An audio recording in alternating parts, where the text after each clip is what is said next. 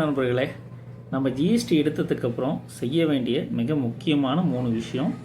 அதை நீங்கள் ஃபாலோ பண்ணலாம், கண்டிப்பாக உங்கள் ஜிஎஸ்டி கேன்சல் ஆயிரும். அதை பற்றியான ஒரு முக்கியமான காணொளி. இதை யாரும் தவறாத ஜிஎஸ்டி வச்சுருக்கிற யாருமே இதை மிஸ் பண்ணிடாதீங்க. கண்டிப்பாக இது உங்களுக்கு பயனுள்ளதாக இருக்கும்.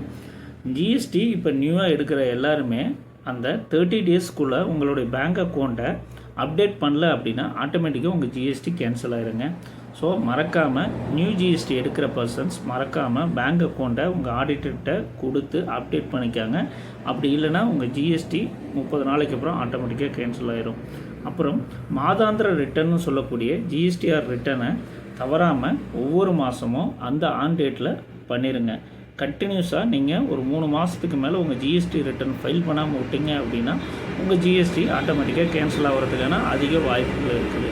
அதுக்கப்புறம் உங்களுக்கு ஜிஎஸ்டியிலேருந்து ஏதாவது நோட்டீஸ் ஆர் டிமாண்ட் இந்தமாரி ஏதாவது வந்து அதுக்கான ப்ராப்பரான ரிப்ளை கொடுக்காம விட்டுருந்தீங்க அப்படின்னாவும் ப்ளஸ் ஆர்டர் போட்டு ரொம்ப நாள் ஆயிடுச்சு அப்படின்னாலும் உங்கள் பேங்க் அக்கௌண்ட்டும் ப்ளஸ் உங்கள் ஜிஎஸ்டியும் முடக்கப்படும். ஸோ இந்தமாரி விஷயங்களை வராமல் பார்த்துக்கங்க. நீங்கள் தொடர்ந்து உங்களுடைய ஆடிட்டர்களிடம் தொடர்புலேயே இருக்கணும். உங்கள் சம்மந்தமான ஜிஎஸ்டி சம்மந்தமான பில்ஸ் எல்லாம் ப்ராப்பராக ஆடிட்டருக்கு பேங்க் ஸ்டேட்மெண்ட் வித் பில்ஸ் எல்லாம் மறக்காமல் மாதம் அவர்கிட்ட கொண்டு போய் கொடுக்க வேண்டியது. அப்படி கொடுத்தீங்களா மட்டும்தான் அவரால் ஃபாலோ பண்ண முடியும்.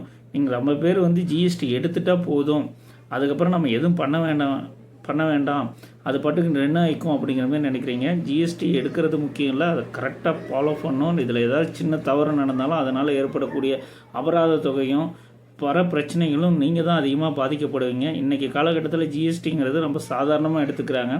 அது மிகப்பெரிய விஷயங்க. அது கரெக்டாக ஃபாலோ பண்ணனா நல்ல விஷயம், பண்ணலை அப்படின்னா அது பெரிய ஒரு உங்களுக்கு இம்பேக்ட் கொடுத்துரும். இன்றைக்கி இருக்கக்கூடிய இளைஞர்கள் ரொம்ப ஜிஎஸ்டியை ரொம்ப சாதாரணமாக எடுத்துக்கிறாங்க. ஒரு ஆன்லைன் ரிஜிஸ்ட்ரேஷன் மாரி எடுத்துக்கிட்டு ஃபாலோ பண்ணுறாங்க. தயவுசெய்து அதை நிறுத்திடுங்க, ப்ராப்பராக ஃபாலோ பண்ணுங்கள். ஜிஎஸ்டிங்கிறது நீங்கள் ஒரு கவர்மெண்ட் சம்மந்தப்பட்டான ஒரு முக்கியமான ரெக்கார்டு, அதை ரொம்ப கேர்லெஸ்ஸாக நீங்கள் ஹேண்டில் பண்ணுறது இன்றைக்கி வாடிக்கையாக போயிடுச்சு. ஸோ இந்த மாதிரியான உங்களுடைய எந்த ஒரு சந்தேகமாக இருந்தாலும் கீழே கமெண்டில் கீழேங்க எனக்கு தெரிஞ்ச விஷயங்களை உங்களுக்கு ஃப்ரீ கன்சல்ட்டிங்காகவே கொடுக்குறேன். மேலும் என்னை தொடர்பு கொள்ளணும் அப்படின்னா கீழே டெக்ஸ்ட் பண்ணுங்கள், அதுக்கு நான் வாட்ஸ்அப் குரூப் நம்பரை அனுப்புகிறேன். அதில் உங்களுடைய மேலும் சந்தேகங்களை கேட்கலாம். என்னால் முடிஞ்ச வரைக்கும் உங்களுக்கு ஃப்ரீ கன்சல்ட்டிங் கொடுக்குறேன் டைம் இருக்கும்போது. தேங்க்யூ.